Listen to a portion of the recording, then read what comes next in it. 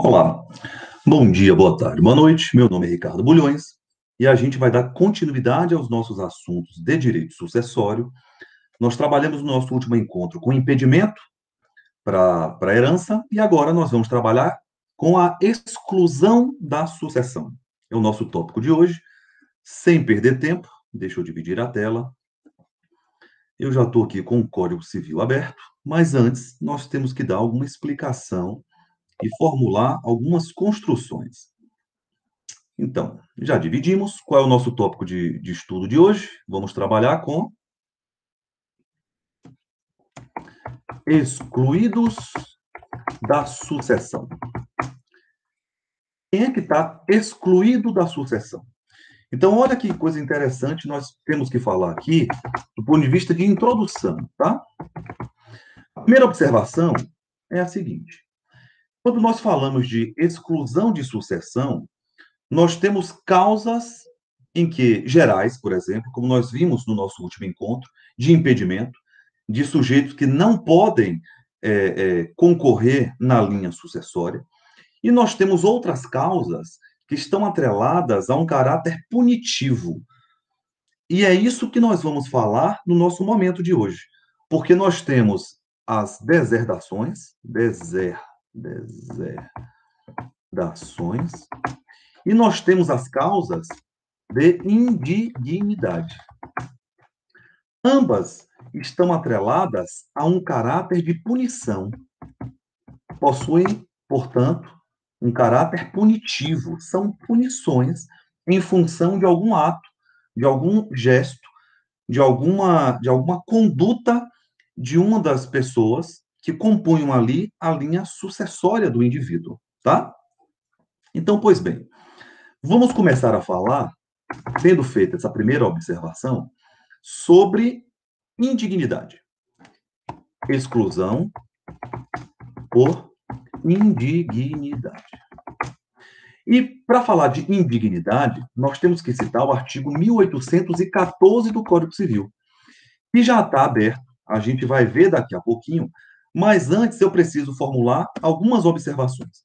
Qual é a primeira observação para a gente poder trabalhar com indignidade? Quem é que pode ser considerado indigno? Ou seja, quem é que vai ser punido e, portanto, excluído da linha sucessória?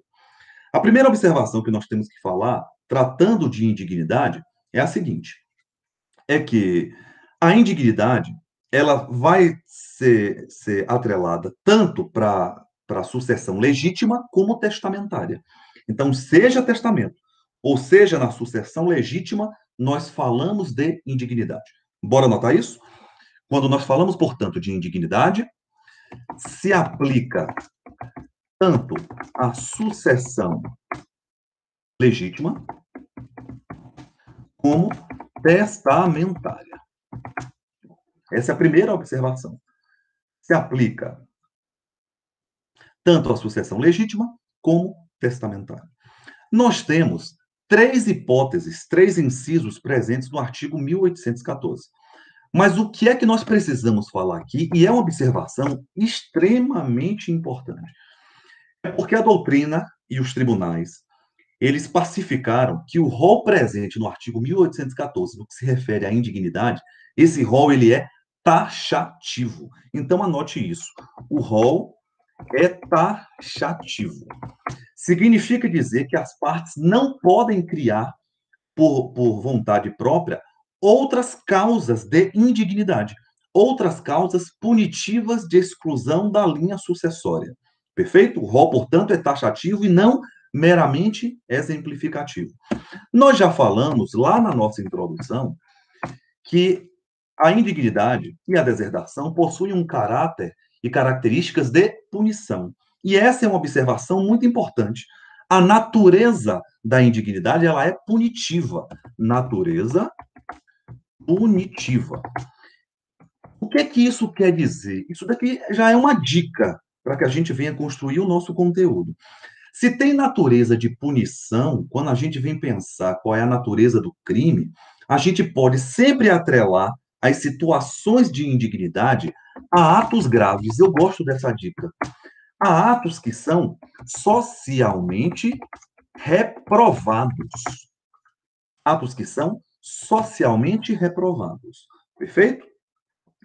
Se você sabe que o rol ele é taxativo, você precisa entender como é que a doutrina pacífica, do ponto de vista do que eu vou falar aqui agora, ela vem compreendendo esse rol taxativo no que se refere à indignidade. Se o rol ele é taxativo, significa dizer que as partes não podem criar outros elementos.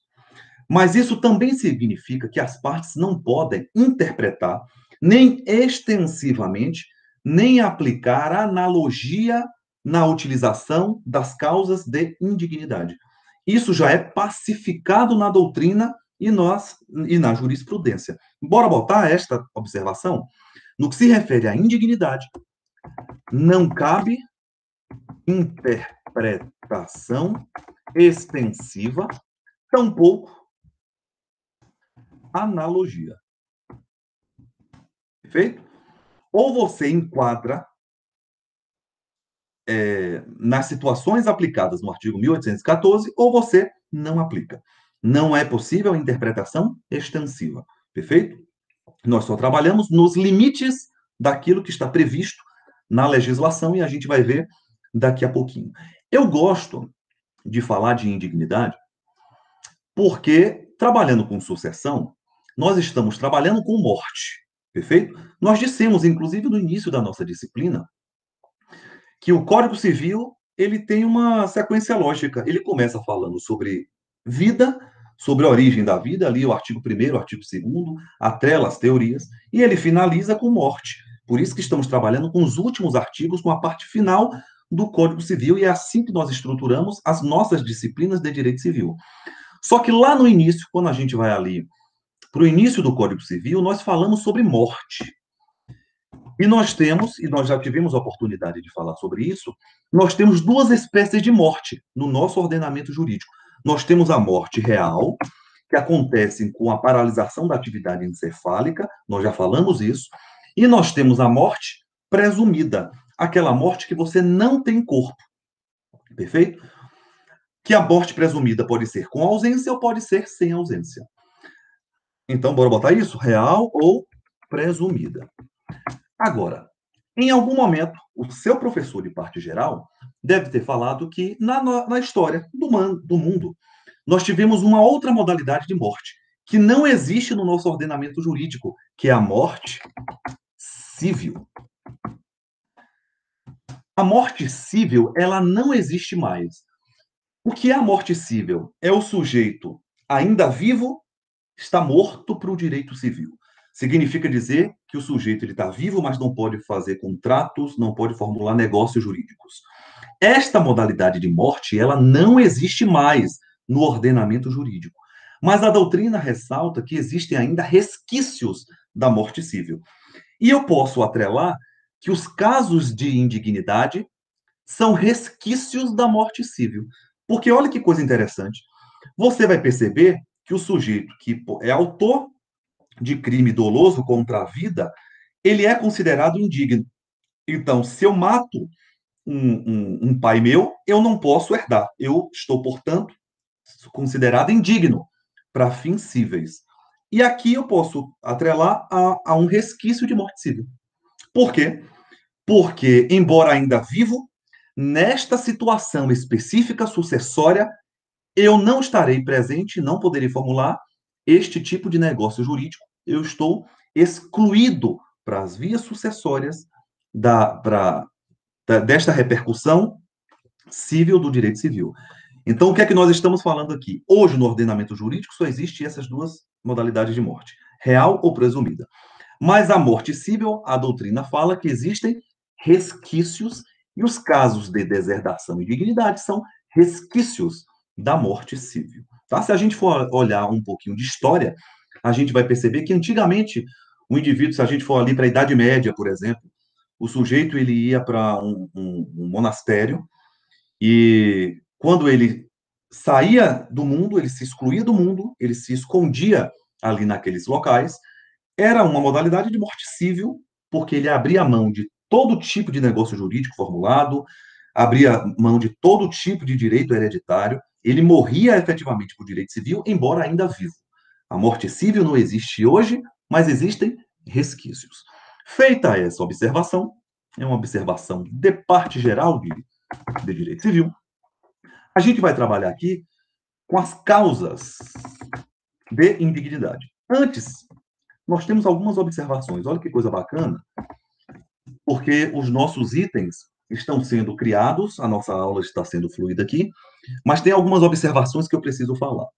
Primeiro, é que a doutrina entende que quem pode postular e quem tem legitimidade para poder postular a indignidade são os herdeiros ou legatários, tá? Por quê? Porque nós estamos tratando aqui de interesses particulares. Então, bora botar isso porque é uma observação importante. Quem possui a legitimidade para contestar, para postular a indignidade, são os herdeiros, legitimidade dos herdeiros ou legatários. Pronto. Agora, você já sabe também que no direito, que o direito, na verdade, não socorre aos que dormem. Em algum momento, dentro do seu curso de direito, você já ouviu essa premissa. Significa dizer que existe prazo para tudo, via de regra.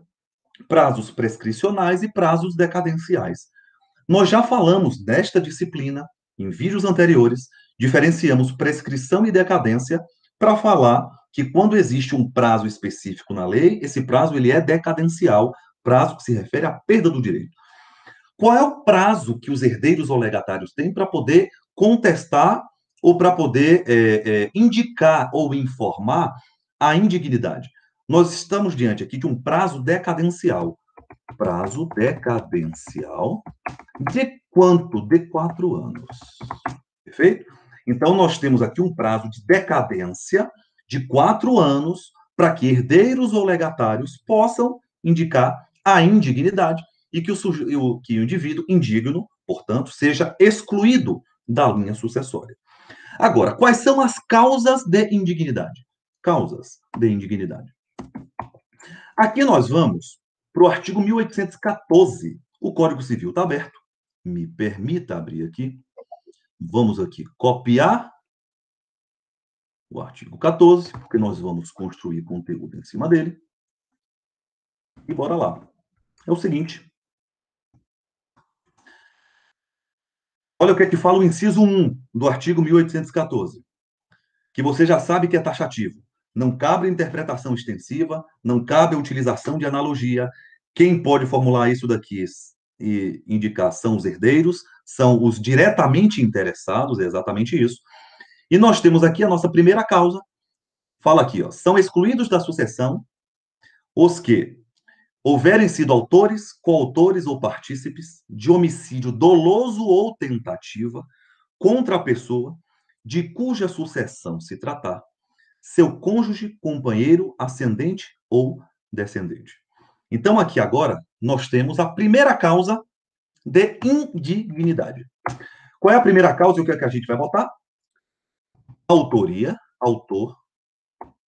E aqui eu preciso falar que o sujeito que praticou, o coautor, ou até o partícipe, participante, o partícipe também, de crime, e aí você precisa falar doloso.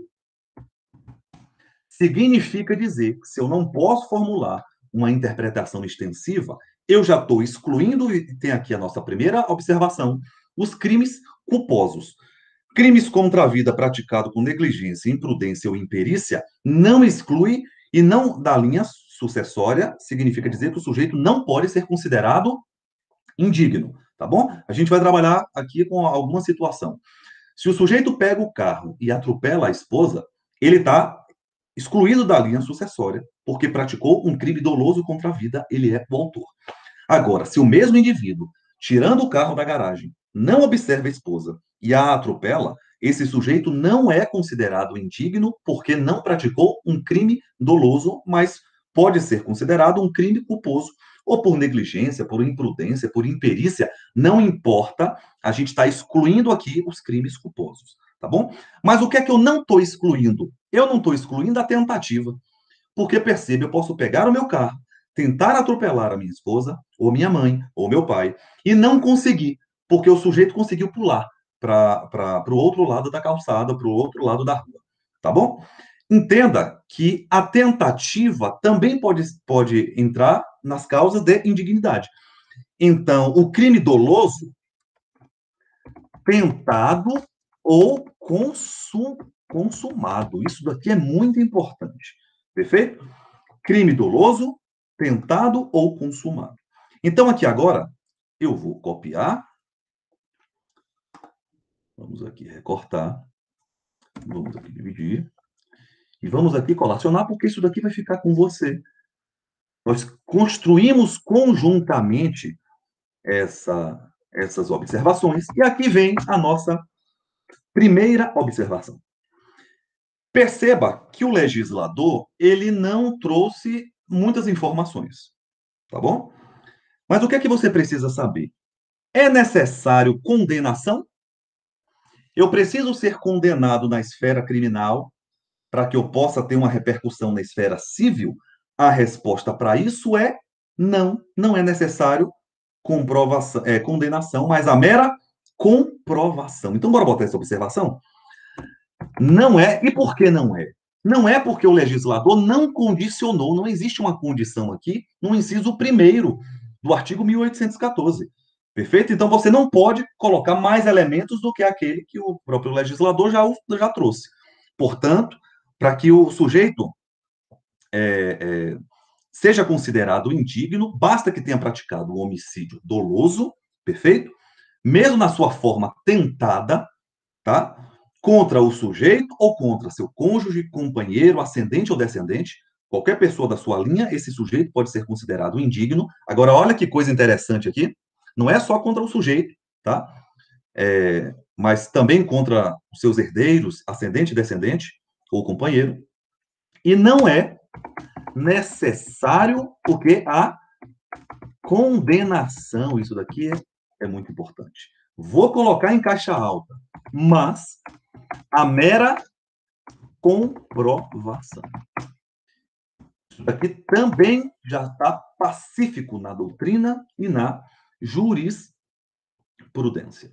Tá bom? Olha que coisa interessante aqui. É possível que o sujeito esteja respondendo na esfera criminal. Isso daqui também vale uma outra observação. Tá? Nós já sabemos que as esferas civil, criminal e administrativa, eles são independentes e podem ocorrer, inclusive, ao mesmo tempo. Significa dizer que o indivíduo ele pode estar respondendo criminalmente, tá? Mas a causa de indignidade, no que se refere à produção de efeitos, já pode dar início, porque você já sabe que não é necessário a condenação criminal.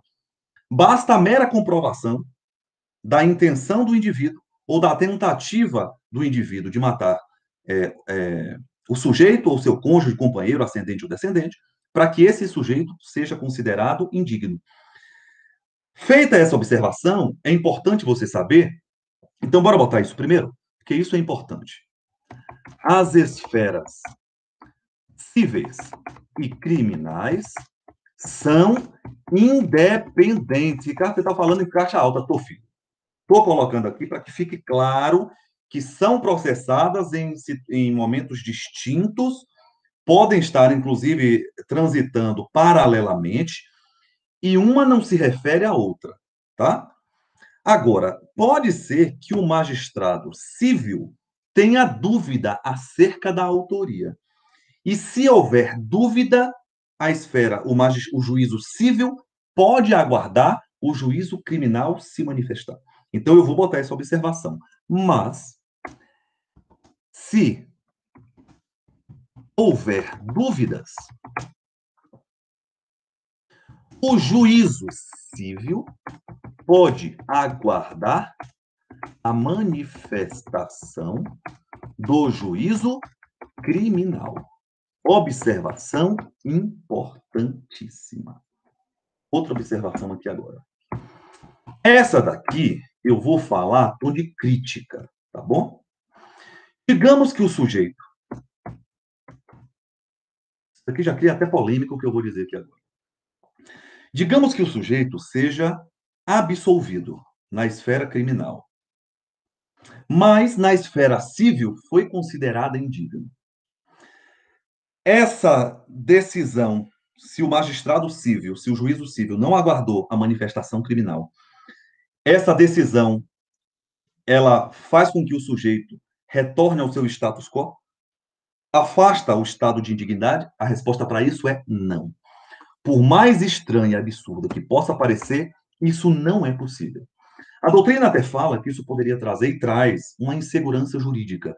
Então, eu vou anotar uma coisa aqui, porque a gente pode até falar sobre relativização da coisa julgada.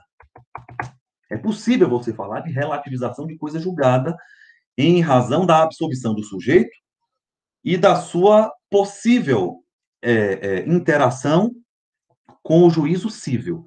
Mas, via de regra, não existe esse tipo de ligação, por mais estranha e por mais insegurança jurídica que isso possa trazer, isso não existe, tá bom?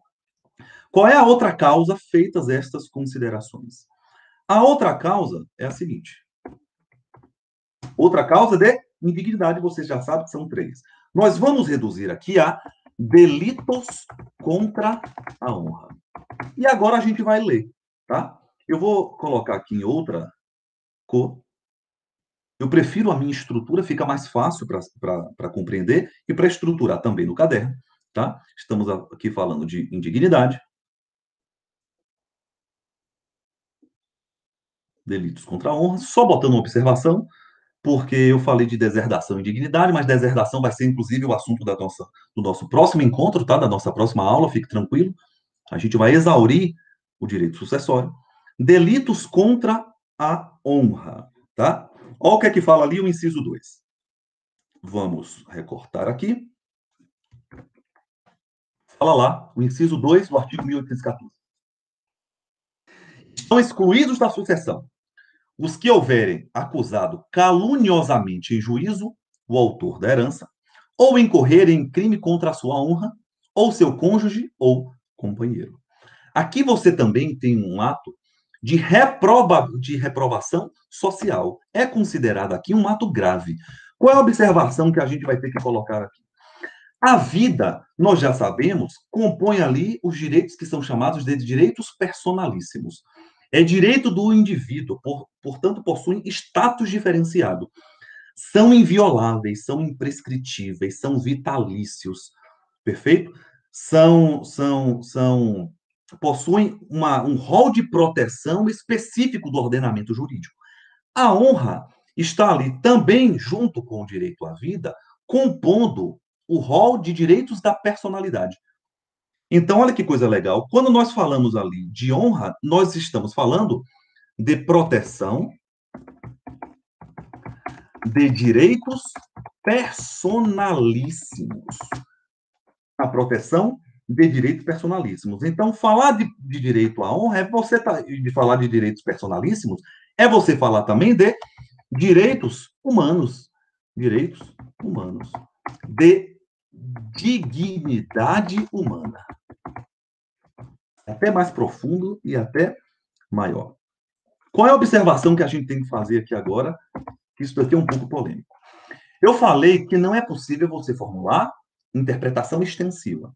Perfeito? E não é isso que eu estou fazendo aqui. Mas a doutrina, ela encaixa não só a injúria, calúnia e difamação, que são crimes contra a honra, mas também, quando fala de acusação caluniosa, é isso que está falando aqui, ó, que houverem acusado caluniosamente, a acusação caluniosa contempla, ela se equipara, doutrina pacífica também em relação a isso, a denunciação caluniosa. Acusação caluniosa ou denunciação caluniosa, a gente volta um pouquinho ali para o direito penal, o sujeito que denuncia indevidamente a prática de um crime está praticando denunciação caluniosa. Então, quando o legislador fala de acusação caluniosa, você pode equiparar ao tipo penal de denunciação caluniosa, isso já é devidamente aceito para a doutrina. A última hipótese. Olha o taxativo, estou falando de novo. São os casos de violência, estou falando de maneira ampla mesmo, ou fraude. O sujeito praticou violência ou fraude, ele pode ser considerado indigno. Perfeito? Bora ver qual é a hipótese prevista aqui? Bora recortar aqui. Bora juntar aqui. E está lá o inciso 3, rol taxativo do artigo 1814, que, por violência ou meios fraudulentos, inibirem ou obstarem o autor da herança de dispor livremente de seus bens por ato de última vontade. Olha que coisa interessante aqui agora. A hipótese presente no inciso 3 é o sujeito que utiliza de violência ou de meios fraudulentos, ele está tentando, toda vez que você entender fraude, o sujeito está tentando enganar o outro, está tentando induzir a manifestação de vontade do outro, de inibir ou obstar o autor da herança de dispor livremente de seus bens. Então, olha que coisa interessante, para aqui e pense aqui comigo. Porque a violência aqui do Código é a violência física, agora também a violência moral. Pense aqui comigo. O sujeito ele pode dispor, e você já sabe disso, de metade do seu patrimônio. Então, digamos que esse sujeito quer dispor de metade de seu patrimônio, porque ele tem essa liberdade. O Código Civil, o ordenamento civil, no que se refere à relação privada, dá essa possibilidade para o sujeito. E aí o seu filho diz assim para ele: eu vou arrancar as suas pernas se você fizer isso. Olha, o sujeito está utilizando de violência para poder induzir e violar e macular o ato de última vontade do sujeito. E nós já vimos que esse ato de última vontade, vou botar inclusive a manifestação de vontade do sujeito, é um dos princípios que tem uma maior importância no que se refere a direito sucessório. Porque estamos falando aqui de relação privada, as partes possuem liberdade para poder dispor de seu patrimônio da maneira que quiserem. Claro que nós temos limites, e nós já vimos aqui.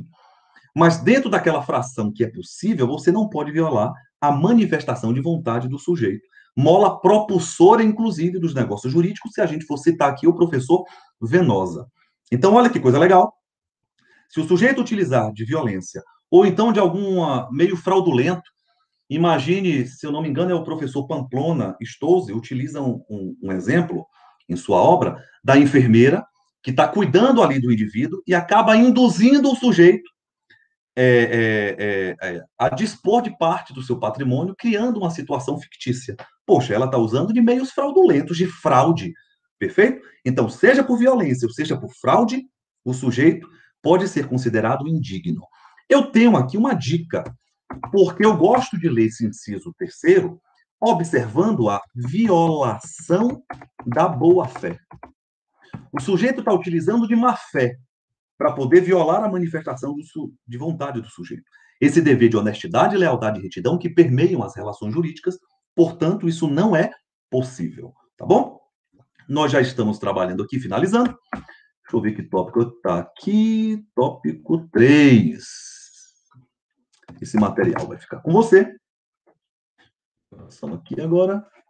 É o seguinte: quais são os efeitos? Tudo bem, Ricardo? Entendi. O sujeito é considerado indigno. Qual é o efeito de ser considerado indigno? É o seguinte: a consequência jurídica é que esse sujeito ele é excluído da linha sucessória. Agora, como se estivesse morto antes da abertura da sucessão.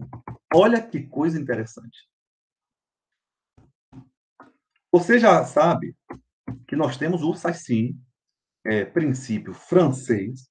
A transmissão do patrimônio acontece desde o momento da abertura da sucessão, do evento morte, perfeito? Só que na indignidade o sujeito ele é excluído, como se já estivesse morto antes da abertura da sucessão. O que é que isso quer dizer, Ricardo? Do sujeito estar morto antes da abertura da sucessão. É porque nós já vimos antes que o sujeito já tem direitos possessórios. Olha que coisa. O sujeito já pode praticar atos de administração. O sujeito já pode praticar uma coisa que nós vamos buscar aqui um instituto civil, interdito proibitório. O sujeito pode entrar com atos de proteção possessória, por exemplo. Ele pode entrar com ação de manutenção de posse, uma ação de reintegração de posse, mesmo não sendo ainda proprietário, mas só por ser herdeiro em função do sai-sine. Isso nós já vimos em momentos anteriores. Mas olha que coisa interessante.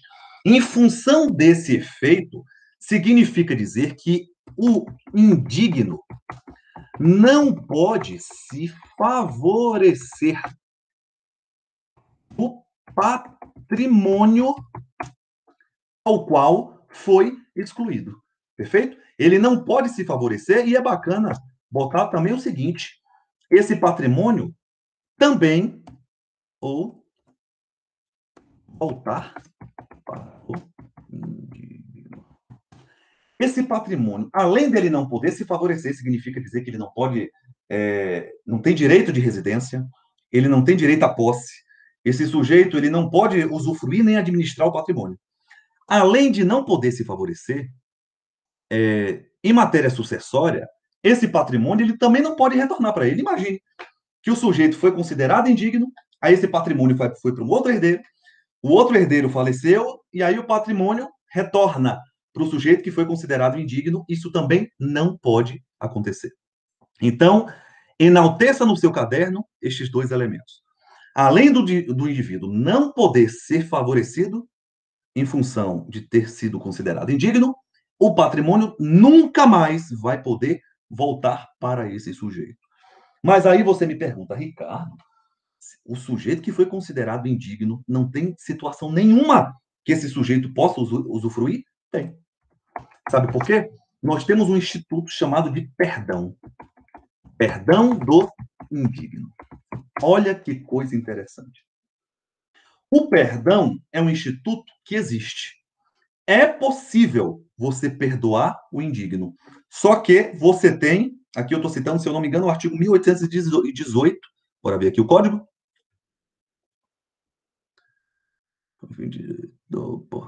Por cristal aqui, cancelo. Ai, meu Deus. 1818, o que aconteceu aqui? Abriu aqui, eu vou botar aqui, já estamos finalizando a aula, para que a gente não perca tempo. Abriu aqui meu PokerStars. Está gravando a aula e isso vai ficar registrado. E não vou editar. Vamos lá. Perdão do indigno. Está lá, de acordo com o Código Civil, que esse perdão deve ser expresso. Expresso em que? Bora botar aqui expresso. Em testamento. Então, em testamento, em ato de última vontade, o sujeito pode ter colocando lá. Tentou me matar, mas eu o perdoo. Pronto. Se perdoou, afasta-se a causa de indignidade. Ou, porque pode estar no testamento, ou em documento.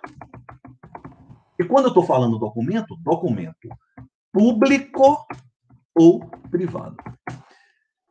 Nós estamos aqui em pleno século XXI. O sujeito pode ter colocado ali uma mensagem de WhatsApp, pode ter formulado um e-mail. Todas estas são modalidades, desde que expresso, são aceitos pela doutrina majoritária, que eu tenho que falar, que é majoritária. Aliás, aqui é majoritária, tá?